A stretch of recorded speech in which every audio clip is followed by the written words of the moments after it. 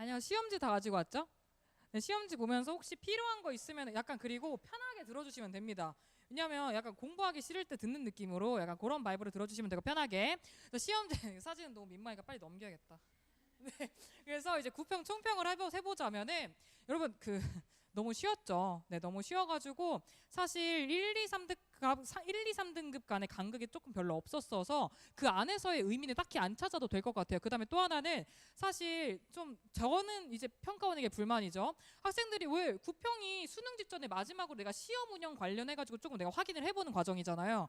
근데 이 시간 원래 국어에서 시험 운영이라는 거는 원래 국어가 타임 어택이 쫄리잖아요. 그러니까 그거를 내가 시간적으로 운영을 잘 해냈느냐 그거를 확인을 원래 학생들이 구평에서 해줘야 되거든요. 근데 그게 될 만한 시험이 아니었어요. 너무 쉬워가지고 본인의 원래 어떤 독해력이 내가 80분 안에 다 어디까지 할 수 있을까를 확인하기는 좀 그랬거든요. 그래서 그거는 그냥 다른 모의고사 보시면서 어떤 뭐 10월 모의고사라든지 교육적 모의고사라든지 아니면 기출을 푸시면서 그때 조금 점검하는 게 조금 더 나을 것 같습니다. 어쨌든 총평을 말씀드리자면 우선 말 그대로 딱 그냥 근본이랑 본질을 안 놓치는 학생들이 잘 볼 수능이에요. 요즘 경향이 그렇습니다.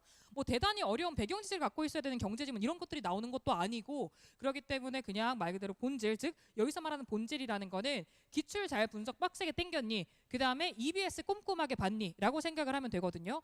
뭐 엄청난 뭐 사설이라든지 이런 것들이 아니어도 여러분들이 충분히 좋은 점수를 받을 수 있는 수능이기 때문에 그런 점에서 그냥 기초적인 걸 잘 챙겨주시면 돼요. 라는 거고요. 문제집 챙겨왔죠. 프린트 9월 그거 오케이.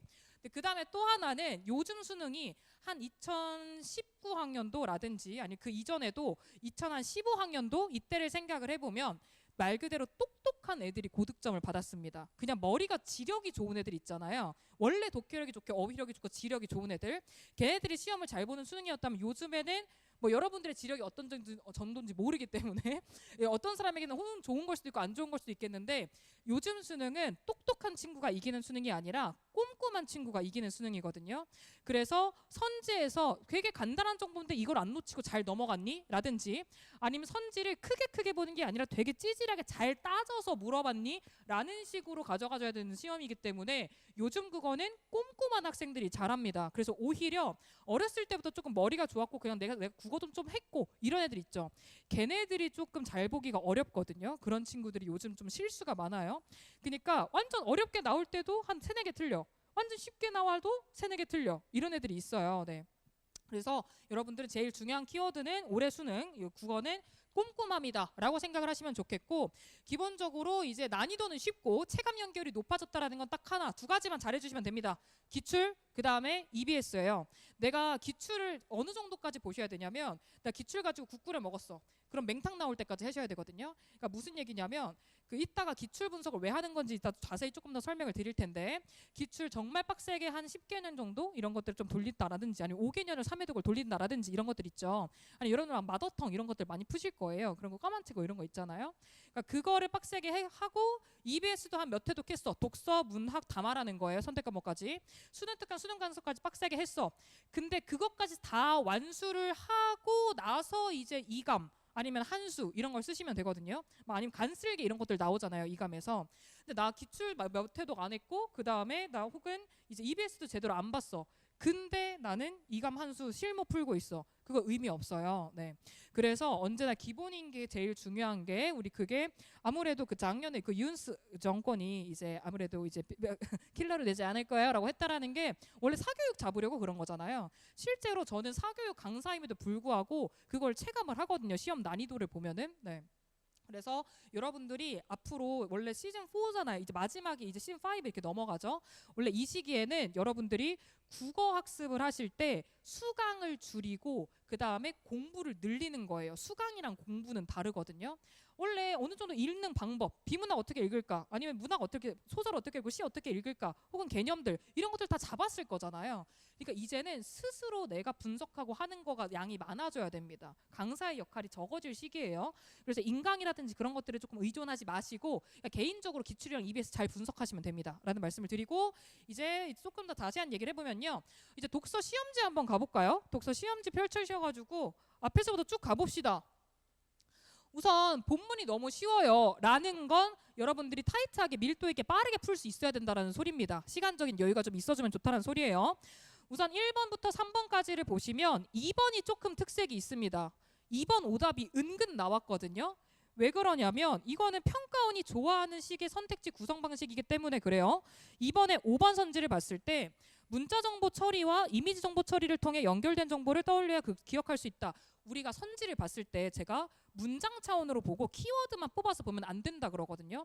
우리 본문을 읽었겠죠? 문제로 딱 가. 그럼 선지를 딱 보자마자 한눈에 보이는 메인 키워드가 보일 거예요. 여기 5번 선지는 딱 보시면 연결, 기억 이런 게 메인 키워드가 되겠죠. 그게 본문에 사실 그런 키워드에 부합하는 게 있었기 때문에 되게 그럴듯해 보이는 선지거든요. 근데 우리 떠올려야 기억할 수 있다는 것은 연결 정보를 떠올리지 않으면 기억을 못한다라는 거잖아. 그렇죠? 그래서 막상 문장을 따지고 보면은 우리 이게 기억에 도움이 된다라는 거지. 연결 정보가 이래야만 기억할 수 있다는 아니었잖아요. 그러니까 이런 식으로 선택지가 이런 식으로 선택지를 키워드를 중심으로 보게 되면 무조건 실수가 나와요. 쉬운 문제인데 그거 조금 주의하셔야 되는 게 2번에서 주는 시사점이에요. 그 다음에 이제 공정거래위원회 있는 그 경쟁 있죠? 공정거래.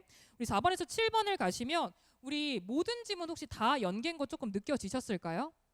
세 지문이 독서론 말고도 나머지 세 지문 싹 다 연계 소재였거든요. 그게 조금 좀 실감이 됐으면 좋았을 것 같아요. 여러분들이 만약에 실감이 안 됐어? 그럼 아마 EBS를 덜 보신 거니까 반성하시면서 다시 끝까지 수능 날까지 봐주시면 돼요.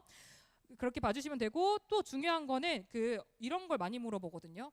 저 앞으로 남은 우리 2달 정도 남았어요. 원래 11월은 버리는 거거든요. 그때부터는 그냥 기도 메타야. 그냥 실수 안 하게 해주세요. 기도 메타. 그래서 원래 10월까지만 공부를 하시는 거라고 보시면 되는데 그때까지 뭐 하나요를 많이 물어봐요. 우선 아무래도 지금은 구호무효가 지났기 때문에 실무를 우선 보셔야 되는데 9월까지는 실무를 일주일에 한두 개면 충분합니다. 그러니까 풀모의고사 말하는 거예요. 풀로 푸는 거. 기출이어도 되고 아니면 사설도 되고 상관없어요. 근데 풀모를 한두 회 정도는 일주일에 해주시면 된다. 그 이상은 하지 마세요. 그 다음에 내가 EBS가 많이 남았다 하더라도 내가 EBS를 덜 했어. 많이 남았어도 기출을 안 보는 건 안 되거든요.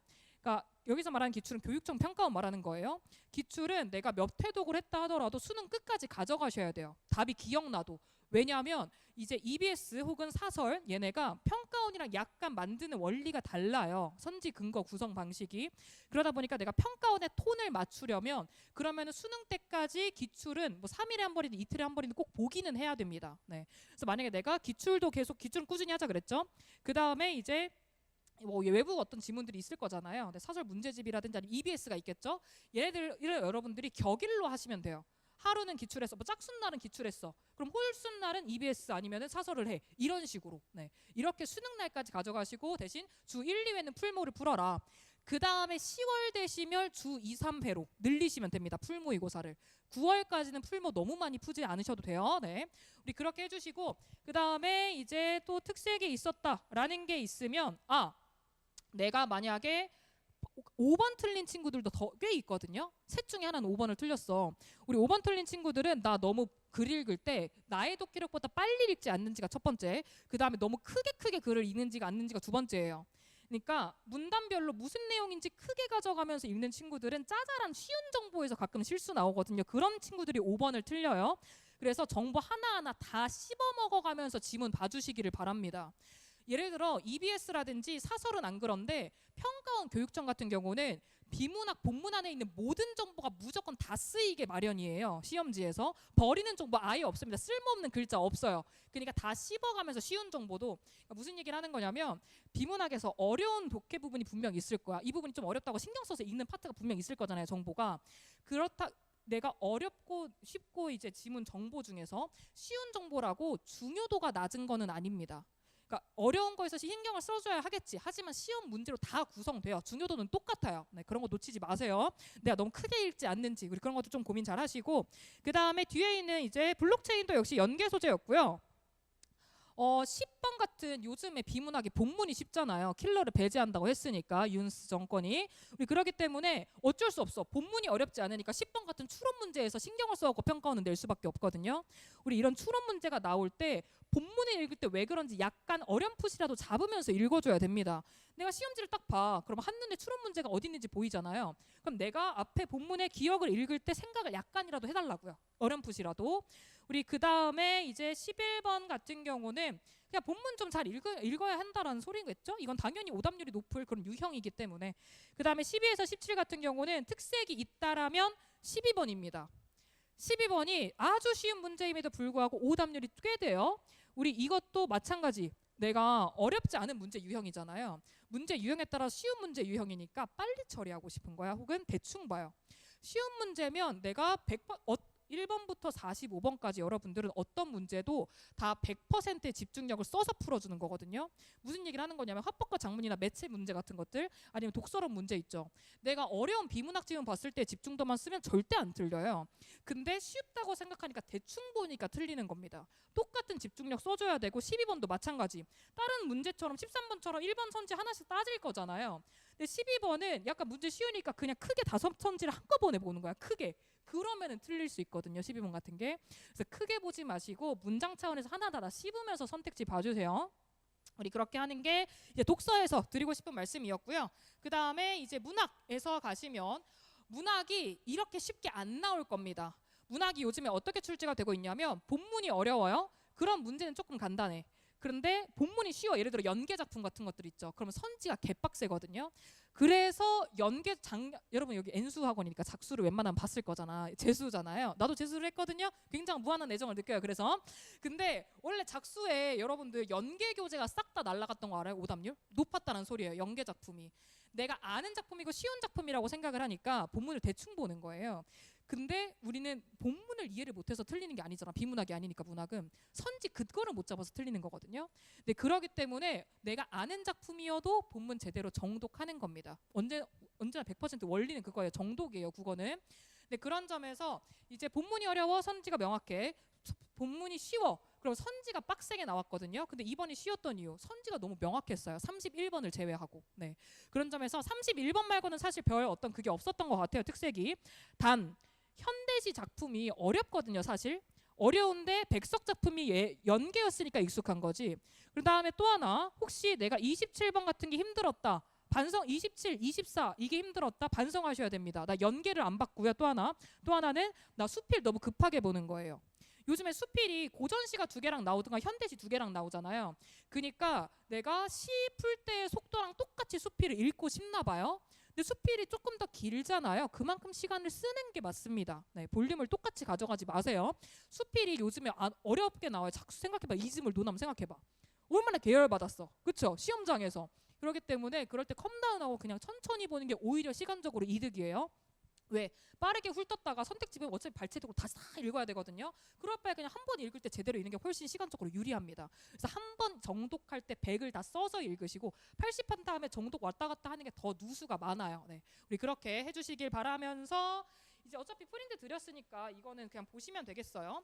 화작은 화법과 작문은 오답률이 높은 게 딱 하나입니다. 40번 정도가 조금 오답률이 높을 텐데 왜 그러냐? 화작이 우리 선택 과목 빨리 풀고 싶잖아요. 왜? 나 문학이랑 독서 하는데도 바빠. 그러니까 화작을 빨리 까고 싶거든요. 그러다 보니까 어떤 실수가 나오냐면 화작이 예를 들어 뭐 35, 36, 37 같은 문제야. 그런 같은 걸 빨리 풀 수 있겠죠? 근데 40번 같은 문제는 시간을 써야 되거든요. 화작에서 오답률이 높은 유형은 딱 하나입니다. 오래 시간이 걸릴 유형인데 마음이 급하니까 빨리 가고 싶은 거예요. 화작은 문제, 문형, 유형에 따라서 문학 유형에 따라서 그걸 조금 조절을 해주셔야 되거든요. 밀도를. 네. 속도 조절 조금 하셔서 유도리 있게 문제마다 좀 반응을 해주시는 게 필요하겠어요. 그 다음에 언매 같은 경우는 매체는 쉬웠습니다. 매체는 어렵지 않았을 것 같아요. 근데 35, 36이 어려웠는데 언매 선택자들에게 말씀을 드리면 언매 개념 몰라서 틀리는 거 아니거든요. 예를 들어 어근과 접사 몰라? 알아요. 그 다음 우리 이번에 지문형 35, 36 오답률 높았는데 지문에 나와 있는 정보는 완전 기본 개념이었거든요. 품사 누가 몰라? 다 알아요. 관형사가 뭐야? 부사가 뭐야? 명사가 뭐야? 다 대답합니다. 근데 문제는 문제에 나와 있는 예시를 그 개념이랑 연결을 못하는 거잖아요. 문법은 개념 1회독, 2회독 제대로 안 해갖고 틀리는 거 아닙니다. 우리가 우리말 중에 있는 모든 단어를 다 알고 살아가는 게 아니잖아요. 모든 표현을. 그러다 보니까 예시를 연결을 못해서 틀리는 거거든요. 앞으로 문법 공부를 어떻게 하셔야 되냐면 문법 공부에는 완성이 없어요. 문법은 완성이 없거든요. 무슨 얘기? 나 고정 1등급이고 문법 거의 안 틀리는데요. 언매 거의 안 틀리는데요. 해. 걔네들한테도 1000문제 던지면 100문제는 틀려요. 혹은 10문제는 틀리겠지. 50문제는 틀리고. 그렇기 때문에 완성은 없게 교수님한테 던져도 틀릴걸요. 아마. 네. 그렇기 때문에 뭘 하셔야 되냐면 꾸준히 문제는 푸셔야 됩니다. 아마 기출을 다 합치면 한 800문제 정도 될 거거든요. 그런 게 우리 원래 문법은 한 문제 푸는데 한 1, 2분이면 되잖아. 100문제를 풀 때 한 2시간이면 되는 거거든요. 일주일에 그 정도는 풀 수 있지 않아요? 문법에 이 2시간 정도는 쓸 수 있지 않아요? 근데 단 문제를 풀 때 어떻게 해줄 거냐면 앞으로 문제를 풀 때 이제 객관식이니까 1번부터 5번까지 있을 때 판단한 다음에 정답 고르고 넘어가겠지. 그다음에 채점에 만약에 틀렸어? 그럼 고치고 넘어가겠지가 아니고 뭘 해주면 되냐면 내가 정답을 고르는 데 필요한 분석이 있을 거고요. 그건 문제 풀이겠죠? 그거 말고 그 이상의 분석을 해줬으면 좋겠어요. 무슨 얘기냐? 예를 들어 이게 문장 차원의 문제야. 우리 엄매에 어디 펼치시면 되냐면 한번 39번 볼까요? 문법의 마지막 문제. 39번 봤을 때 우리 안긴절 한번 이거는 안긴절 그다음에 부정부사 그다음에 과거 이거 찾으면 되잖아요. 근데 그것만 찾고 이제 정답 5번 고르고 넘어갈 수 있는데 풀 때는 빠르게 풉시다. 시험 볼 때처럼. 근데 풀고 나서 사후에 뭘 해줄 거냐면 그럼 나 이제 이거 문장 차원의 문제잖아. 그럼 1번부터 5번까지 있는 문장 전부 다 문장 성분 다 적어보고 어떤 절이 어떤 성분으로 쓰였는지라든지 그다음에 안긴절을 완성된 문장으로 만들어봐서 생략된 성분은 없는지 이런 것들 있죠. 우리 그런 것들 고려해 볼 수 있잖아요. 그러니까 즉 정답을 고를 때 필요한 분석 말고 그 이상의 분석을 문제 하나마다 해주시면 분명 모르는 예시 하나씩은 나옵니다. 그래서 우리 그거를 오답 노트처럼 그 예시를 잡아주시면 돼요. 괜찮겠죠? 그렇게 원래는 국어는 그래서 문법은 이렇게 기초공사를 해준 다음에 아무리 기초공사는 탄탄히 해도 빵꾸가 뚫릴 수밖에 없거든요. 내가 문제풀이를 계속 반복하면서 그 빵꾸를 메우는 과정이 이제 언어와 매체에서 하셔야 될 일이에요. 그래서 우리 그거를 좀 유의를 하셨으면 좋겠다라는 말씀을 드리는 거고요. 그 다음에 구평 이후 등급별 전략인데 본인들의 등급에 따라 들어주시면 됩니다. 1, 2등급 우리 쉽게 나와요. 국어 쉽습니다. 본문 쉽게 나올 건데 그렇다고 해서 쉬운 걸로 연습하면 안 되지. 근본적인 독해를 물어보는 거기 때문에 어려운 지문이든 쉬운 지문이든 뭐가 나오든 난 다 맞는 사람이 돼야 돼요. 1, 2등급 친구들은. 그래서 쉽게 나온다 해서 경향에 맞춰서만 공부하지 마시고 어떤 지문이든 이제 편식하지 마시고 다 봐주시면 됩니다. 네, 고난도 지문으로 난 아예 대단한 어떤 독해력을 만들어주시면 돼요가 첫 번째. 그 다음에 이제 시간 면에서 안정적인 시험 운영을 하셨으면 좋겠어서 수능 때 여러분 작년 수능 때 떨었어요? 저는 물론 전 고3 때 수능 같은 경우는 전 운동선수 출신이어가지고 전 대학 입시가 안 했었어서 그래서 그냥 그 수험표 받고 염색하려고 수능 봤거든요. 인문계긴 했어가지고 여자 축구부가 있는 인문계였어요. 근데 그래가지고 하나도 안 떨었어. 근데 이제 엄마한테 존나 싹싹 빌어하고 재수했거든요. 왜냐면 엄마 입장에서도 평생 공부 안 하던 애가 엄마 나 대학 갈래 이래봐. 고등학교 졸업할 때 말했어요. 졸업식 때. 근데 엄마가 네가? 라고 하셨어요. 했더니 CC 해보고 싶어가지고 CC 연애 한번 해보고 싶어가지고 네. 그래서 엄마는 한 번만 하면서 이제 학원비가 1년에 얼마 이렇게 나오잖아. 근데 그럴 때 그거를 내가 어떻게 갚겠다. 그러니까 어느 정도 대학은 가서 과외를 해가지고 달마다 얼마씩 갚겠다라는 차용증을 쓰고 재수를 시작했거든요. 만약에 나 재수 실패해 좆되는 거예요. 왜? 나 재수 실패하면 나 그냥 빚 있는 백수 되잖아. 그쵸? 근데 그러기 때문에 진짜 수능 때 개 떨었거든요. 근데 수능 때 떨어도 우리는 똑같은 퍼포먼스를 내야 돼. 맞죠? 컨디션이 족같아도 우리는 똑같은 퍼포먼스를 내야 된다는 소리예요. 우리 그러려면은 어떤 거를 좀 고려를 하셔야 되는 1, 2등급 정도의 친구들이라면 아마 그 긴장도를 평소에는 절대 구상을 못해요. 구평도 수능처럼 떨릴 수는 없어요. 모의고사도 마찬가지야. 그럼 그 긴장도를 어떻게 구현해낼 거냐? 시간 면에서 쫄리면 되거든요. 우리는 제가 느꼈을 때는 그 긴장도 때문에 한 7분 정도의 누수가 있어요. 그래서 70분으로 설정하고 푸세요. 45문제를. 그러면 수능 때의 느낌이랑 비슷할 거거든요. 이거는 다른 등급 친구들도 마찬가지기는 해요. 70분으로 설정하고 풀면은 수능장에서의 여러분들의 성적이랑 비슷한 느낌으로 풀릴 겁니다. 네. 우리 그걸 좀 감안하면서 그래서 이제 1, 2등급 친구들은 70분 안에 45문제를 정확하게 다 맞는 연습을 해주셔야겠죠. 100점을 목표로. 그게 1, 2등급 친구들이 해야 될 일이고요. 아마 이번 시험에서는 90점대 정도까지는 아마 그런 연습을 해주셔도 좋을 것 같아요. 네. 그 다음에 이제 3, 4등급 친구 같은 경우는 분명히 약점이 있어. 본인한테. 나한테 약한 지문 제재가 있든지 나 과학기술 존나 못해 아니 법을 못해 이런 게 있을 것 아니에요? 아니면은 난 고전 시간만 남으면 씨발 안 읽혀 이런 게 분명히 있을 거야. 하나씩 약점이. 그 약점을 보완해서 약점이 없는 상태로 상위권 그러니까 그것만 보완하면 상위권이 되거든요. 그래서 본인의 약점을 잘 진단해 보신 다음에 약점을 조지면 됩니다.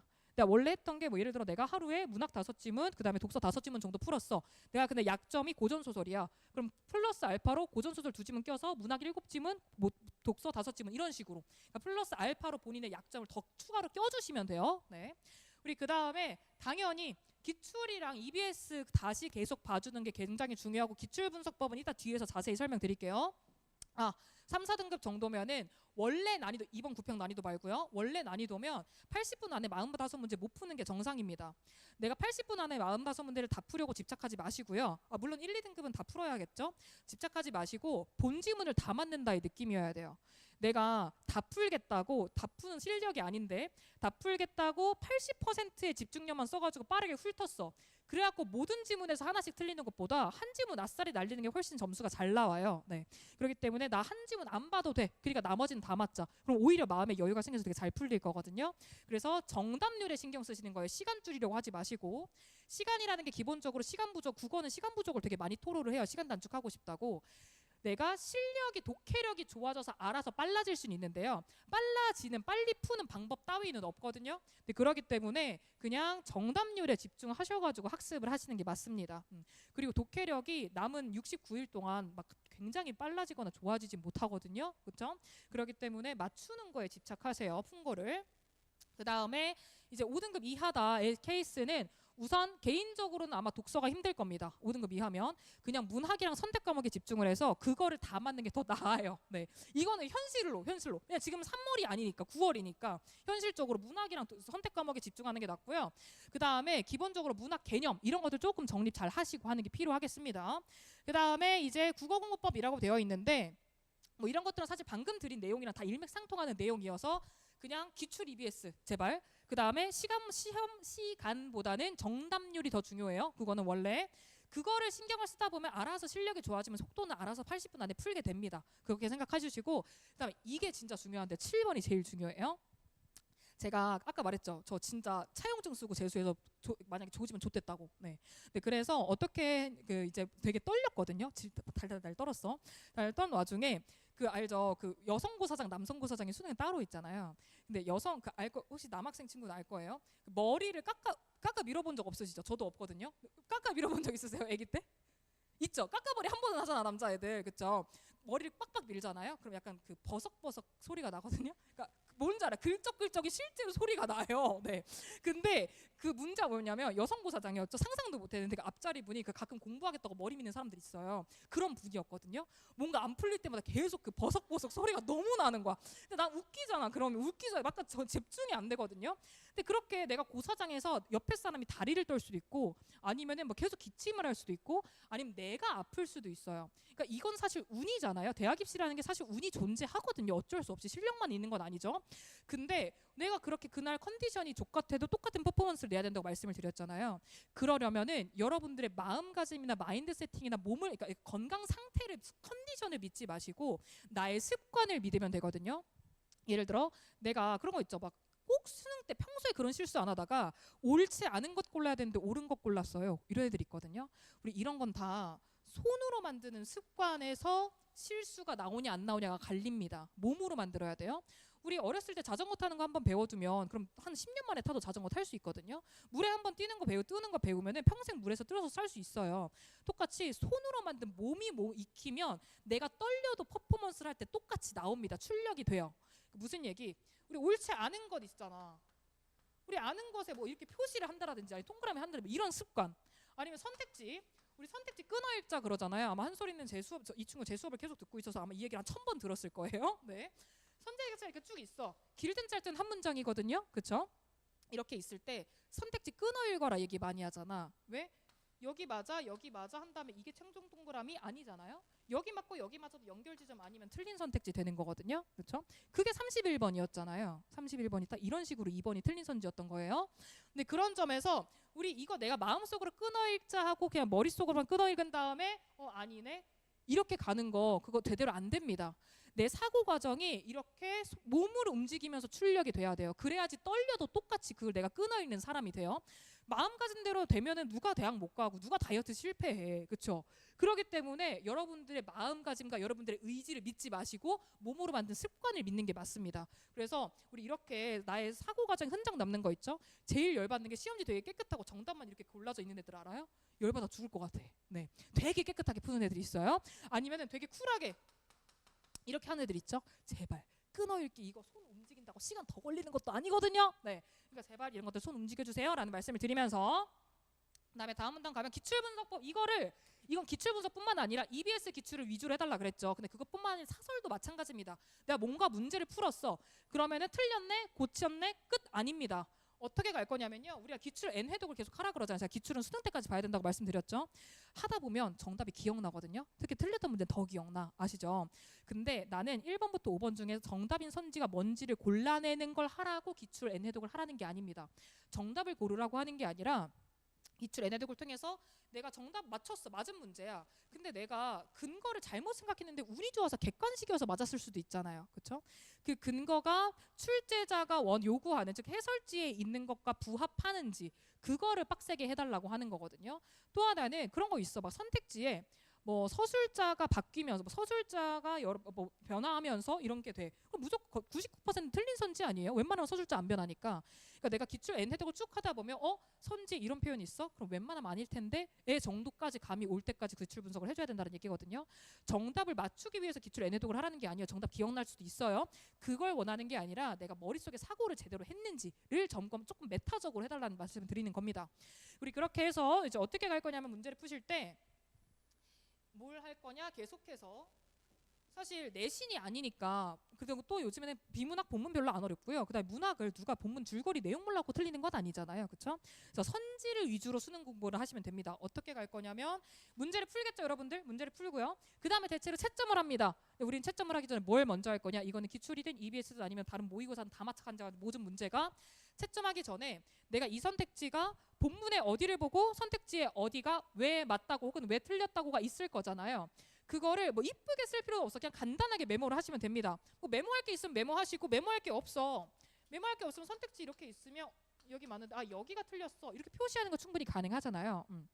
우리 혹은 여기 다 맞는데 연결점이 틀렸어 라든지 그러니까 이거를 꼭 메모를 하신 다음에 그 다음에 채점을 할 겁니다. 왜? 채점을 먼저 하는 순간 우선 맞은 문제는 뒤도 안 돌아보고요. 네. 그 다음에 틀린 문제는 내가 원래 골랐던 답이 틀린 걸 알아. 그러니까 새 답을 고르려고 혈안이 되지 내가 원래 뭔 생각으로 이걸 골랐는지를 생각을 안 하거든요. 어차피 나왔던 문제 똑같은 문제 또 출제 안 돼요. 그렇죠? 본문이 또 출제될 수는 있지만 문제가 또 출제되지는 않잖아요. 그런 점에서 계속 사고 과정을 점검하는 과정을 거치셔야 돼요. 국어공부를 하실 때는. 우리 그 다음에 오답 이제 채점에서 틀렸어 그럼 오답풀이 할 때도 똑같아. 반복하시면 됩니다. 그걸 꼭 해설지랑 비교를 해야지 내가 제대로 근거를 잡고 했는지를 가져가시겠죠? 라고 해서 확인하시면 되겠고요. 그 다음에 사실 뭐 독서공부법이야 다 사실 설명을 방금 드려서 그냥 독서공부는 딱 하나만 주의하시면 됩니다. 문학이랑 독서가 뭐가 다르냐면 독서는 문제 유형 때문에 틀리는 게 아니라 본문 독해가 덜 됐으니까 틀리는 거거든요. 딱 하나예요. 그래서 오답 고치실 때 틀렸네 하고 그 선택지에 대한 거를 왔다 갔다 하면서 본문에서 발췌해서 찾으려고 하지 마시고 본문을 다시 읽으면서 고쳐주셔야 돼요. 내가 읽을 때 뭔 생각을 못했나 이걸 생각하시면서 본문을 다시 읽으면서 고쳐주시는 거. 그 다음에 이제 그리고 와리가리 덜 치는 게 잘하는 사람입니다. 처음 정독했을 때 100% 이해되는 게 베스트예요. 네, 와리가리 안 칠 수는 없겠지만 시선 왔다 갔다 덜 하는 게 독해가 잘 된 거다라는 확인하시고 우리 문학 같은 경우는 우선 선택지를 판단할 때 이런 질문 많죠. 이게 어떻게 이렇게 해석돼요? 라고 하거든요. 맞는 선지인데 근데 기본적으로 평가원에 원래 문학이라는 게 뭐예요? 한 작품을 100명한테 던져. 그럼 100개의 감상이 돌아오는 게 원래 문학의 정의잖아요. 그래서 평가원도 사실 우리 문학에는 선택지 보면 해석의 영역이 들어가 있잖아요. 선택지에. 이게 타당한지를 판단하는 거지 옳고 그른지를 판단하는 게 아닙니다. 그러니까 이 선택지가 본문이랑 연결을 해봤을 때 충돌 지점이 없어. 그럼 이런 해석이 응스럽다가도 괜찮은 타당한 해석이 되는 거고요. 아무리 그럴듯하다 하더라도 충돌 지점이 요만큼이라도 있어. 예를 들어 그냥 단순 나열로 그냥 본문에 돼 있던 거를 인과로 묶고 있다라든지 그럼 그건 틀린 해석이 되는 겁니다.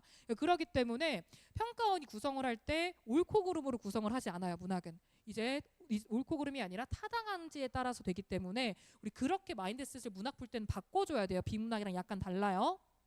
그 다음에 이제 문학이 아마 이것보다 이번 구평보다 비문학이 한 지문 정도는 이번에는 중하 정도였다면 하나는 상 정도의 난이도가 나와야겠고요. 이 정도 이렇게 내봐 평가원장 사죄합니다. 무릎 꿇어야 돼요. 그렇기 때문에 이렇게 출제 안 되고 비문학은 하나 정도 어려울 것 같고요. 문학은 선지가 이제 육모 이런 것처럼 조금 더 선지 근거가 빡셀 거예요.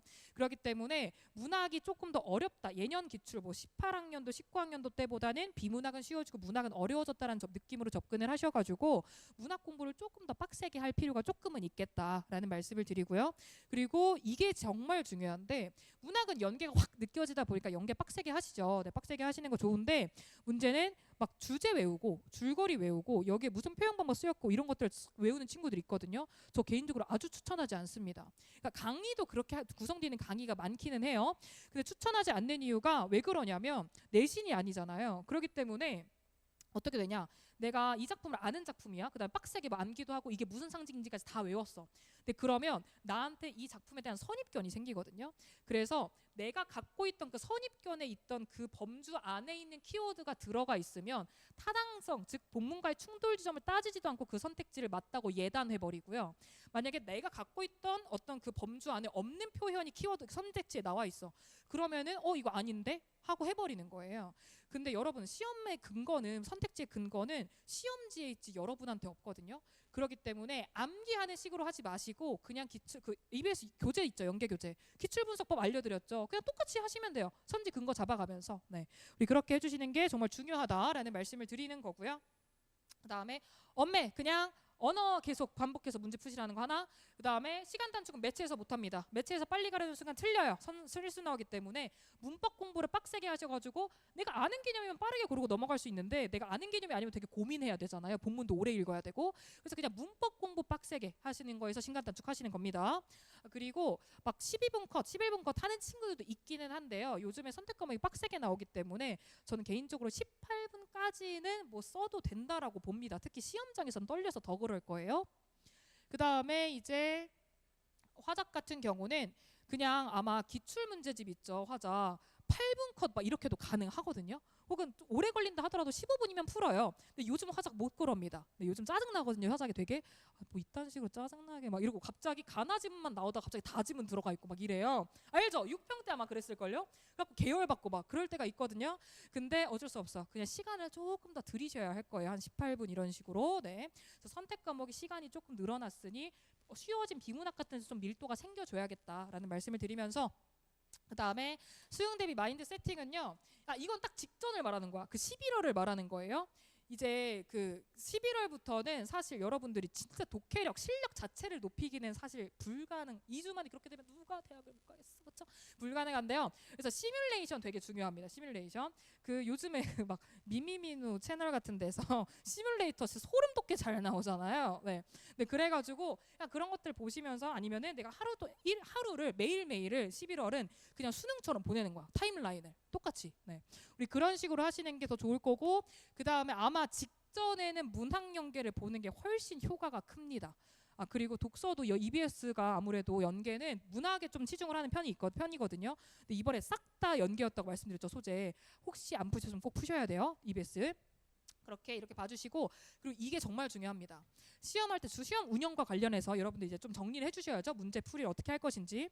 그 시간대별로 여러분들 아마 푸는 순서가 있을 거예요. 뭐 대체로 뭐 선택 과목 아니 독서론 풀고 선택 과목 풀고 문학 풀고 독서 풀고 막 이런 느낌이죠. 학생들이 그 순서는 본인한테 맞는 걸 본인이 알고 계실 거기 때문에 그 순서에 따른 건 괜찮은데요. 그걸 주의하셔야 됩니다. 그 시간을 계속 보면서 하잖아요. 내가 어느 정도 걸리나 내가 너무 오래 보고 있나 긴장해가지고 약간 이런 거 체크를 하셔야 되잖아요. 근데 그럴 때 학생들이 많이 실수하는 게 몇 분 나는 예를 들어 선택 과목 15분 컷 할 거야. 이렇게 컷으로 그다음에 문학은 나는 30분 컷 할 거야. 그다음에 몇 분 남기고 독서로 가야지 이게 대체로 있을 거예요. 근데 그걸 컷으로 생각하는 순간 만약에 거기서 벗어나잖아요. 그럼 쫄려요. 근데 알죠? 그 국어가 수능장에서 국어가 기세예요. 약간 이런 유사과학적을 얘기해서 정말 죄송하지만 원래 국어는 기세입니다. 한번 꺾이면 좆대요. 근데 국어만 좆대나 뒤에 있는 과목까지 싹 다 말아먹고 여러분들은 내년에 나를 또 만나게 되는 거거든요. 그러면 안 되잖아. 그렇죠? 그러기 때문에 기세가 안 꺾이는 게 중요해요. 그런 점에서 여러분들은 컷으로 두지 말고 나한테 좀 잘 붙는 지문이고 좀 쉽다. 나한테 빠르게 풀렸다 했을 때 어느 정도인지 좀 잘 안 붙고 컨디션 안 좋을 때 오래 걸릴 때는 어느 정도까지 걸리는지 그 베리에이션으로 생각을 하시는 게 훨씬 더 유리하거든요. 그래야지 시험을 볼 때 내가 조금 마음의 여유가 생깁니다. 라는 거 하나. 그 다음에 이제 80분 이거는 아까 말씀드렸던 거 1, 2등급이 아닌 이상 80분 안에 다 푸는 게 힘들 수 있다. 한 지문을 아싸리 날려도 좋으니 난 본 거는 무조건 다 맞는다로 가야 돼요. 네. 우리 그렇게 해주시면 좋겠다라는 거고 그 다음에는 그런 것도 있습니다. 만약에 그런 거 있어요. 특히 화작이나 매체 같은 데서 가끔 다 맞아 보여. 곧 죽어도 정답이 안 보여. 뭐 그런 때가 한 문제 쓰면 가끔 있을 거거든요.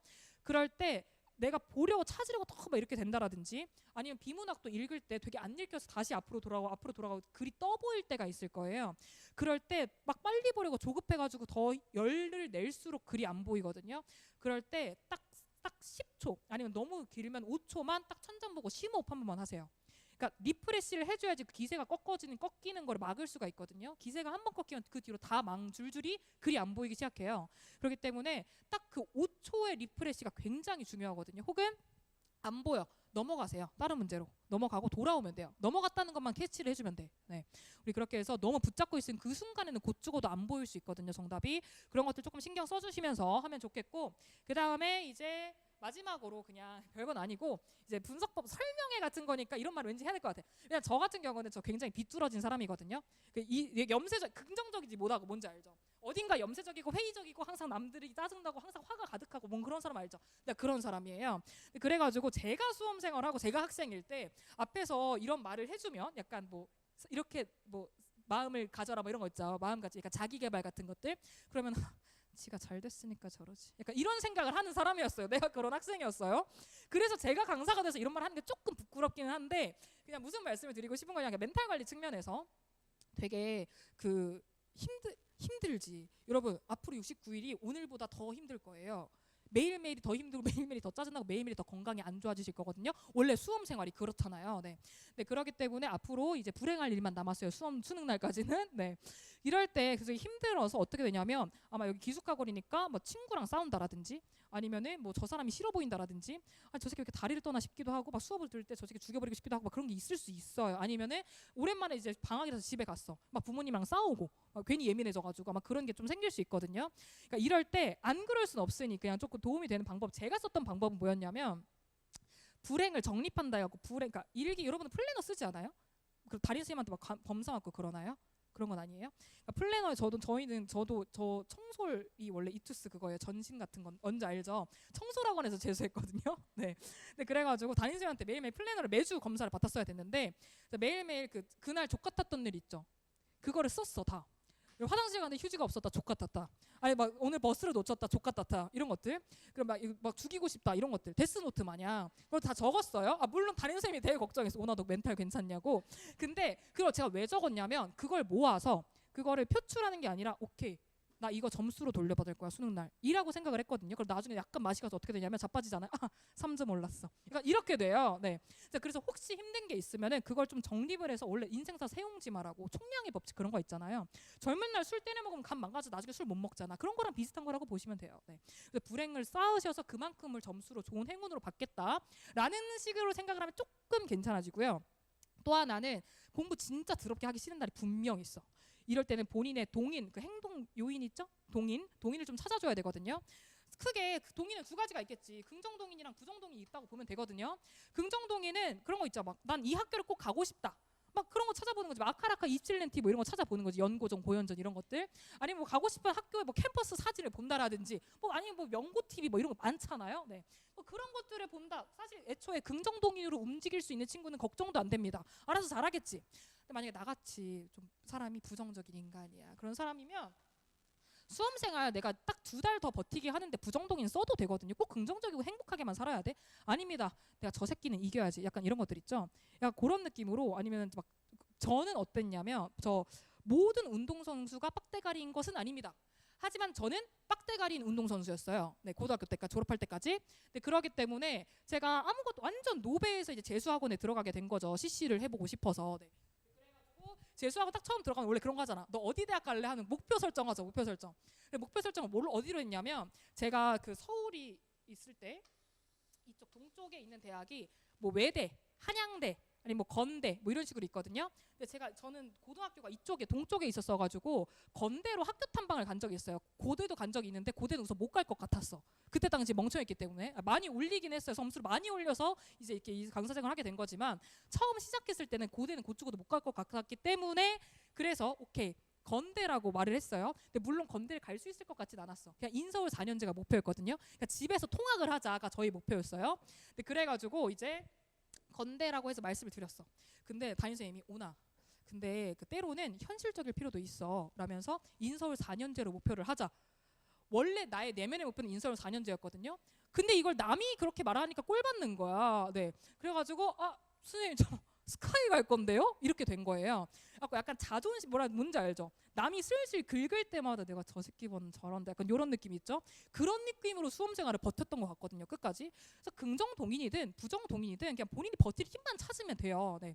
네, 그래서 아니 그런 것들 있잖아. 뭐 학교 다닐 때 싸웠던 친구가 나 뭐 좋은 학교를 갔다 뭐 이런 것들 내가 쟤보단 잘 가야지 뭐 이런 게 분명 있을 거라고. 네. 그리고 모든 설정을 하시기만 하면 된다. 버티는 딱 2달만 버티면 돼요. 네. 그 다음에 이제 인간관계와 관련해서는 싸울 일 많다 그랬죠. 그냥 그 다음에 제일 중요한 거 연애하지 마세요. 분명 학원에 한 팀은 몇 팀은 있을 겁니다. 무조건 있어요. 그리고 여러분도 아마 눈에 보일 거거든요. 네. 그리고 그러니까 무슨 여러분 왜 제가 예뻐 보여? 제가 잘생겨 보여? 그거 여러분 심신미약이라서 그래요. 네, 그렇기 때문에 그거 잘못된 생각입니다. 지금 눈가리가 약간 무아시 가서 그렇기 때문에 연애하지 마세요가 첫 번째. 그 다음에 부모님이랑 싸울 일도 많고 아마 친구랑 싸울 일도 조금 생기고 할 텐데 그냥 저 사람도 지금 힘들구나, 심신미약이구나 정도면 조금 아니 뭐 그냥 싸우세요. 뭐 어떻게 뭐 싸워야지 뭐 싸우고 싶으면. 네, 우리 그렇게 보내시면 좋겠고 그 다음에 남은 동안 계획을 어떻게 짤까 했던 거는 개인적으로 추천하는 거는 여러분들 가용 공부 시간이 요일마다 다르잖아요. 네, 다를 거예요. 왜냐하면 수업을 듣는 게 요일마다 다를 테니까. 그래서 이제 가용 공부 이거는 수강 시간 빼고 나 혼자 자습할 수 있는 시간 말하는 거예요. 가용 공부 시간이 제일 적은 날 있죠. 그날을 스페어 데이로 빼세요. 스페어 데이로 빼셔서 뭐 엄매 화작 선택 과목 공부를 한 선택 과목 아닌 사탐 뭐 이런 것들 탐구 이 과목 데이로 빼시든가 아니면은 계획을 좀 꼼꼼하게 짜시는 케이스들은 이 스페어 데이로 빼셔서 나머지 6일의 계획을 그러니까 6일 동안 계획을 짜신 다음에 분명히 계획대로 안 될 거거든요. 그때 못했던 거를 스페어 데이 때 하시고 만약에 내가 계획을 잘했어 6일 동안 일주일 동안 그럼 이때는 그냥 플러스 알파를 하는 건 문제가 안 되잖아요. 그래서 내가 앞으로 수능 날까지 뭐 예를 들어 실무를 몇 회를 풀겠다. 그 다음에 문제집 몇 개를 기출 몇 회 더 해보겠다 이런 게 있을 거잖아요. 그거를 2달 남았잖아요. 9월 10월. 근데 9월 10월 2달이라고 하기보다 한 7주라고 7주 정도로 칩시다. 해야 될 일들을 리스트업을 하신 다음에 그걸 7주로 엠빵을 해요. 그거를 일주일에 하루씩 나누면 돼 또. 네. 그 다음에 많이들 물어보는 게 하루에 국어 공부 몇 시간 해야 되냐고 물어보거든요. 나는 국어 강사기 때문에 10시간 했으면 좋겠어요. 하지만 그렇게 못하잖아. 그쵸? 예를 들어 하루에 수업 시간 빼고 가용 자습 시간이 5시간이라고 칩시다. 본인 마음속에 탐구랑 개인적으로 선택 과목은 따로 하루를 박는 걸 추천할게요. 근데 그런 게 아니더라도 어쨌든 제가 예를 들면 우리 국어에서 문학 독서 그다음에 수학, 영어 정도는 매일 해야 되거든요. 하루도 빼면 안 돼요. 네. 기본적으로 언어, 국어랑 영어 같은 경우는 이게 언어는 사실 개념으로 푸는 건 아니잖아요. 사고로 푸는 거지. 그렇기 때문에 하루라도 빠지면 그 거품 쑥 가라앉는 것처럼 가라앉아요. 네. 그렇기 때문에 매일 해야 된다라고 보는데 근데 매일 조금씩이라도 하자는 거거든요. 나 오늘은 국어 조질래, 오늘은 수학 조질래가 아니란 얘기예요. 그래서 이제 예를 들어 마음속에 국수형 그게 N방이 있을 거잖아. 예를 들어 나는 1대 2대 1로 하겠다라든지 2대 1로 하겠다 뭐 이런 게 있겠죠? 저 같은 경우는 수학을 알죠? 노베 인간특 저 수학 8등급이었거든요. 물론 수능 때는 하나 틀려가지고 1등급 받았어요. 네. 8, 9등급은 별 차이도 없어요. 알죠? 몇 번으로 찍었냐 차인데 네. 말했잖아요. 저는 빡대가리인 운동선수였다고. 네. 네, 그래서 저는 이런 식으로 설정을 해놨었거든요. 비율을 영어 국수형을. 근데 그때 이제 이런 만약에 그때 5시간 할 수 있어. 그럼 어떻게 하면 돼? 나 국어 1시간, 수학 3시간, 국어 영어 1시간 하면 되지 않겠어요 매일? 그 안에서도 또 독서랑 문학은 매일 봐야 된다 그랬잖아요. 그 안에서도 나 마음속에서 독서랑 문학 그 실력이 있으니까 1대1로 하겠다 아니면 2대1로 하겠다 아니면은 뭐 1대 1.5로 하겠다가 있을 거죠. 그럼 그 국어에 할당된 시간에서 또 N빵을 치면 됩니다. 그래서 그냥 그렇게 N빵만 잘 치시면 여러분들 수능 때까지 뭘 해야 될지가 좀 가이드라인이 잡힐 거거든요. 그래서 부탁을 드리고 싶은 거는 기출은 수능 때까지 끝까지 가져가야 된다는 거 하나. 그다음에 EBS 되게 연계 체감이 잘 될 거니까 꼼꼼하게 봐주자 하나. 문학 독서 둘 다 말씀드리는 거예요. 그 다음에 이제 선택 과목 특히 엄매 같은 경우는 문법 꾸준히 푸셔야 되고요. 네, 문법 꾸준히 그렇게 하는 걸 해주시고 그 다음에 이제 내가 이거를 정말 충분히 잘했어. 그러면은 9월 달까지는 주에 1, 2회 풀모, 그 다음에 10월부터는 주에 2, 3회 풀모라고 해가지고 해주시면 되겠습니다. 앞으로 그것들만 조금 잘 챙겨주시면 될 것 같아요. 근데 만약에 이제 내가 그런 여유가 있다, 시간 여유가 있다 하면은 뭐 엔제도 사셔도 되고 사설. 물론 기출 EBS를 정말 맹탕 나올 때까지 잘 하셨는지가 먼저입니다. 저는 웬만한 학생들이 맹탕 나올 때까지 하고 수능장 들어가는 걸 못 봤거든요. 네. 근데 기출 아직 안 했어, EBS 아직 안 했어. 근데 간쓸게 열심히 풀고 있어. 이러면 아주 열받는 거예요. 네. 물론 사설이 필요가 없다는 게 아니라 뭐가 본질인지를 놓치지 말자는 말씀입니다. 그래서 여기까지 해가지고 이제 간단하게 여러분들이 앞으로 어떻게 보내야 할지 그런 것들을 말씀을 드려봤고요. 11월까지는 뭘 못하실 테니까 10월까지만 계획 세우세요. 11월에 2주는 아까 말씀드렸던 것처럼 기도 메타에서 끝나는 겁니다. 제발 실수 안 하게 해주세요. 제발 제가 아는 것만 나오게 해주세요. 약간 이런 느낌으로 그냥 시뮬레이션 돌리시고 EBS 연계 다시 한번 보시고 우리 올해 했던 그 교육청 같은 거 있죠. 그런 것 교육적 평가 다시 한번 리뷰하시고 그냥 그 정도가 될 거기 때문에 우리 그렇게 보내시면 될 것 같고요. 그래서 결국에 딱 너 사진 너무 민망해 돌릴래. 네, 그렇게 해주시면 되겠다라는 말씀드리면서 무엇보다 제일 중요한 거는 우리가 이 세상에서 몸과 마음 건강 다쳐가면서 할 일 없거든요. 막 마음 너무 막 이렇게 채찍질하면서 하지는 않았으면 좋겠고 막 마음이 너무 힘들거나 하시면 여기 선생님들도 많이 계시고 아니면 저랑 수업을 따로 제 걸 듣지 않는다 하더라도 저 금요일마다 A랩에 있거든요. A랩에 점심시간 제가 식사를 안 하는 편이어서 점심시간에 오시면 그냥 울어도 돼요. 와서 휴지 줄 수 있거든요. 네. 그래서 언제나 힘들지 않고 그냥 마음 건강 안 다치고 몸 건강이 어리니까 병원 가시면 해결이 되시겠지만 막 마음 막 불면증 생기고 아니면 막 마음 건강 다치고 막 불안 증세 생기고 막 이러시면서 이제 해야 될 일은 이상이 없으니까 수험생활 하면서 너무 그러지 않으시면 좋겠어요. 네. 그래서 건강하게 건강 잘 챙기시면서 수능생활 남은 2달 잘 마무리했으면 좋겠습니다라는 말씀을 드리면서 수업 때도 당연히 만나겠고 아니면 인강으로 만날 수도 있겠고요. 혹은 이제 뭐 언젠가 기억이 나신다면 수능이 끝나고 대학 입시를 잘 마치신 다음에 혹여나 내 생각이 나시거든 이제 기숙에서 만났던 누굽니다 하면서 연락 주시면 우리 그 낙으로 살아가고 있거든요. 어디 갔어요? 이런 것들 저 그 낙으로 살아가요. 그리고 제가 이제 동네는 고대 쪽에서 자랐고요. 그래서 고대 외대 이제 또 어디 뭐 있지? 시립대 이쪽 묶여 있고 그 바로 밑이 건대 한양대가 다 묶여 있기 때문에 그쪽 맛집 라인으로 잘 알고 있습니다. 리스트업 해드릴 수 있고요. 그다음에 제가 라디오 DJ를 2년 정도 했는데 그때 관악구에서 했어서 서울대 입구 쪽에서도 가능합니다. 네, 그래서 리스트업 해드릴게요. 연락 주세요. 그다음에 무엇보다 저는 신촌에서 대학생활을 했기 때문에 연희용서 그 신촌, 홍대, 연남동 이쪽 아싸리 잘 맛집 리스트업 가능합니다. 네, 그래서 언제나 붙으시고 좋은 학교 가게 되시면 원하는 결과 얻게 되시면 꼭 연락 주세요라는 말씀을 드리면서 네, 여기까지 들어주셔서 너무 고맙고요. 구평분들 고생 많았고 구평 결과에 그러니까 구평에서 뽑아내야 될 의미는 있습니다. 나의 약점이 뭔지 잡아주시면 되는데 그러니까 구평 자체의 의미는 있어요. 근데 구평 결과에 의미 부여하지 마세요. 잘 봐도 만족할 이유 전혀 없는 시험이었던 건 잘 알고 계실 거고요. 못 봤다고 내가 이걸로 대학 가는 것도 아닌데 그냥 앞으로 2달 2달 잘 챙기시면 되는 겁니다. 그래서 사랑합니다라는 말씀을 드리면서 모두 건강 잘 챙기시고 우리는 그러면 다음 주에 보도록 할게요. 모두 행복하세요.